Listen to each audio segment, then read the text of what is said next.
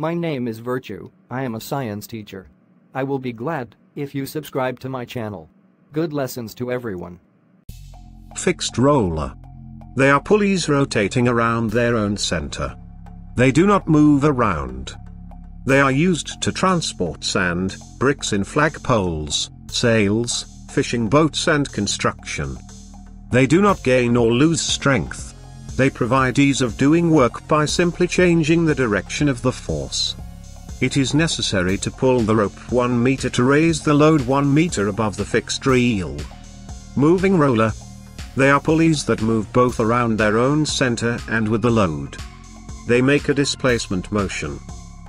They are used for cranes, cargo handling and climbing in mountaineers. They change the direction of the force. They cause loss from the road while gaining strength. In order to move the load 1 meter on the moving reel, it is necessary to pull the rope 2 meters.